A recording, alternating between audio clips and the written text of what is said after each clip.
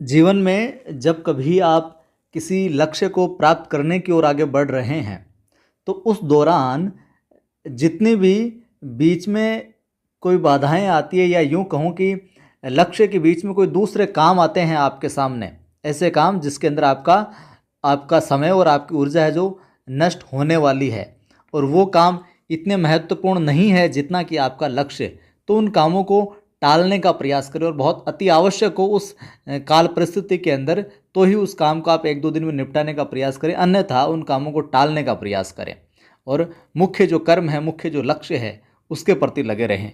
वरना जो मुख्य लक्ष्य के अंदर ऊर्जा लगने वाली होती है, बार बार रोजाना दिन प्रतिदिन छोटे छोटे कामों के अंदर आ जाते हैं। कोई ऐसे काम किसी ने बोल दिया ये कर दो, किसी ने बोल दिया वो कर दो, अगर इनके अंदर आपकी ऊर्जा और समय लग गया तो मुख्य काम के अंदर जो ऊर्जा और समय लगने वाला होता है वहाँ से आप भटक जाओगे। तो इस बात का विशेष तौर से आप ध्यान रखें। नमस्कार, जय हिंद। मैं हूँ आपका दोस्त कवि आदि गणेश। स्वागत करता हूँ हिंदी साहित्य इतिहास प्रश्नोत्तरी टेस्ट वीडियो संख्या 95। इससे पूर्व के आपने 94 वीडियो नहीं देखे तो प्लेलिस्ट में जाकर आप देख सकते हैं। कवि आदि गणेश हिंदी नाम से अपना टेलीग्राम चैनल है, जिस पर 9200 से अधिक साथी जुड़े हुए हैं, ज्वाइन कर सकते हैं। यहाँ पर भी मैं सवाल सूचना वगैरह डालता रहता हूँ। प्रारंभ करते हैं। पहला सवाल, मुक्ति बोध की प्रसिद्ध रचना है चांद का मुंह टेढ़ा है की भूमिका एक विलक्षण प्रतिभा शीर्षक से किसने लिखी? जो मुक्तिबोध की रचना है चांद का मुंह टेढ़ा है, इसकी भूमिका एक विलक्षण प्रतिभा, इस टाइटल से, शीर्षक से किसने लिखी? सच्चिदानंद हीरानंद वात्स्यायन आज्ञे ने, शमशेर बहादुर सिंह ने, डॉक्टर नामवर सिंह ने, या फिर डॉक्टर रामविलास शर्मा ने? बताइए साथियों। एक विलक्षण प्रतिभा इस शीर्षक से उत्तर होगा अपना क्या? शमशेर बहादुर सिंह। किसने लिखी? शमशेर बहादुर सिंह जी ने है जो लिखी।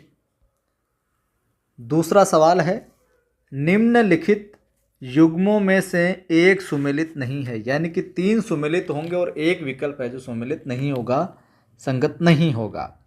बताओ। गीत फरोश, भवानी प्रसाद मिश्र, चांद का मुंह टेढ़ा मुक्तिबोध, धूप के धान गिरिजा कुमार माथुर, या टूटने का सुख अज्ञेय?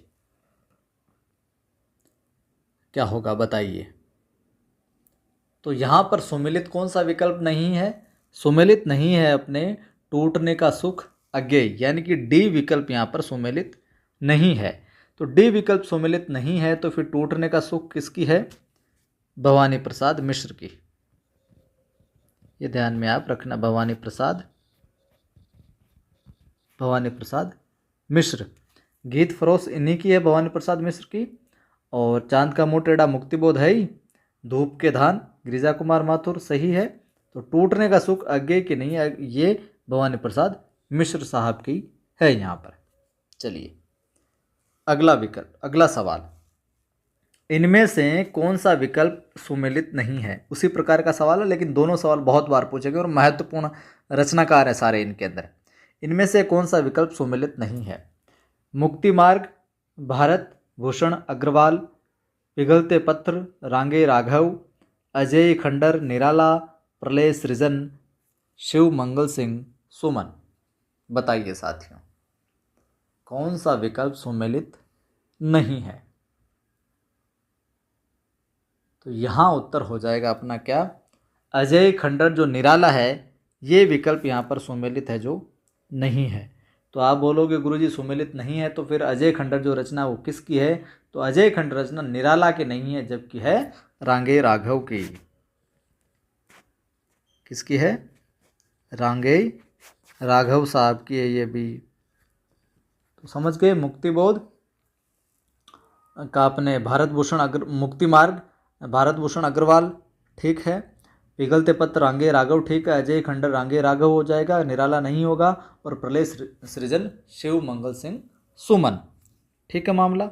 चलिए अगला सवाल है, जमीन पक रही है। क्या?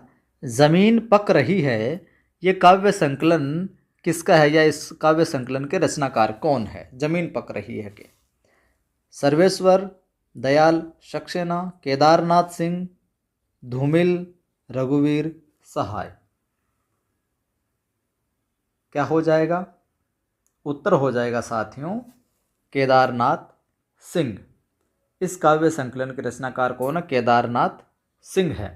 इनकी हम अन्य काव्य कृतियां देखें केदारनाथ सिंह की, तो अभी बिल्कुल अभी, केदारनाथ सिंह की हम देखें तो अभी बिल्कुल अभी बिल्कुल अभी ये रचना मिलती है इनकी एक। और अकाल में सारस बहुत प्रसिद्ध है, कई बार पूछी गई है ये। अकाल में सारस। और मैं बात करूँ इनकी उत्तर कबीर और अन्य कविताएं, इन्हीं की है। उत्तर कबीर और अन्य कविताएं।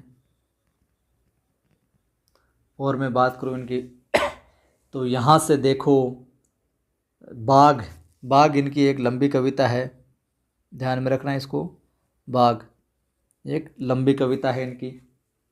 इसके अतिरिक्त सर्वेश्वर दयाल जो सक्सेना है, यहाँ पर इनकी काव्य कृतियों की मैं बात करूँ तो सुन लीजिए आप।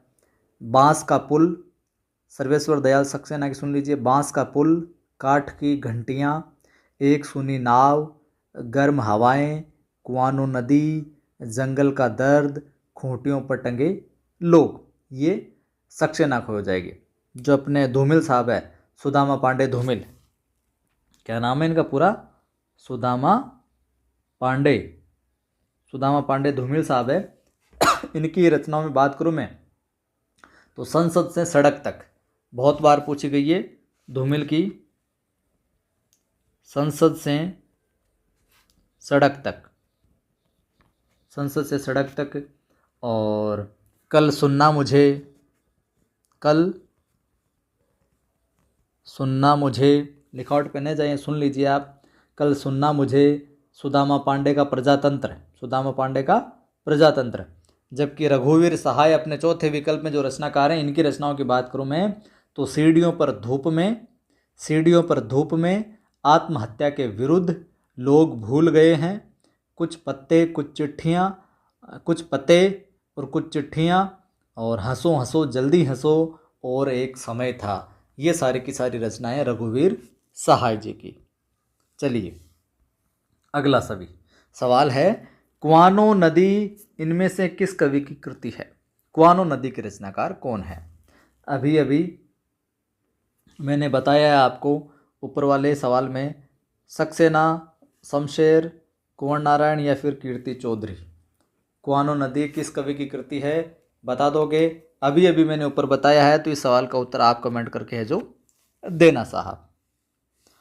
सवाल अगला, इनमें से एक काव्य संग्रह अज्ञे का नहीं है। अज्ञे का नहीं है। आंगन के पार द्वार नहीं है, या धरती नहीं है, ऐसा कोई घर आपने देखा, ये नहीं है, या फिर सदा नेरा। कौन सा एक है जो काव्य संग्रह अज्ञे का नहीं है? तो उत्तर हो जाएगा धरती। धरती है जो अपने अज्ञे का नहीं है, बल्कि धरती किसका है? त्रिलोचन का। धरती काव्य संग्रह किसका है? त्रिलोचन का है। त्रिलोचन के अन्य काव्य संग्रहों की बात करूं तो चैती, सुना होगा आपने चैती। मैं उस जनपद का कवि हूं, ये त्रिलोचन का है। मैं उस जनपद का कवि हूं, मैं उस जनपद का कवि हूं। जबकि मैं बात करूं आंगन के पार द्वार, ऐसा कोई घर आपने देखा है, सदा नेरा, ये सारी की सारी किसकी है? अज्ञे की हो जाएगी। चलिए अगला सवाल आसान है, लेकिन बार बार पूछा गया है, थोड़ा सा और मैं एक्सप्लेन करके इसको बता दूंगा। तार सप्तक का प्रकाशन किस सन में हुआ? तार सप्तक का, तार सप्तक का प्रकाशन किस सन में हुआ? उत्तर हो जाएगा, सबको ज्ञात होगा, 1943 के अंदर होता है। और इसके जो संपादन किया था वो अज्ञे ने किया। और यहीं से है जो इसके प्रकाशन से ही प्रयोगवाद का प्रारंभ माना जाता है, किसका? प्रयोगवाद का प्रारंभ माना जाता है। ठीक है। और इसके अंदर क्या, 7 प्रयोगवादी कवियों की रचनाओं का संग्रह। कितने? 7। और वो 7 कौन कौन से हैं यहाँ पर मैं है जो लिख देता हूँ। एक तो अज्ञेय हो जाएंगे अपने, दूसरे हो जाएंगे अपने रामविलास शर्मा जी, तीसरे में ले लूँ यहाँ पर मुक्तिबोध, अगले में ले लूँ यहाँ पर प्रभाकर। प्रभाकर कौन से? प्रभाकर माचवे। अगला में ले लूँ यहाँ पर नेमिचंद, नेमिचंद जैन। अगला है अपने गिरिजा। गिरिजा कौन? गिरिजा कुमार माथुर। और अगला ले लो मैं यहाँ पर 7वां भारत भूषण अग्रवाल। तो अज्ञेय राम मुक्ति प्रभा नेमी गिरिजा भारत। अज्ञेय राम मुक्ति प्रभा नेमी गिरिजा भारत। ये 7 है जो रचनाकार थे। अगला सवाल है अपना, संशय की एक रात किस कवि की कृति है? संशय की एक रात किस कवि की कृति है? अज्ञेय की है, नरेश मेहता की है, नरेंद्र शर्मा की, या फिर केसरी कुमार की है? तो किसकी है संशय की एक रात? बहुत बार पूछा गया है ये सवाल भी, ये रचना भी।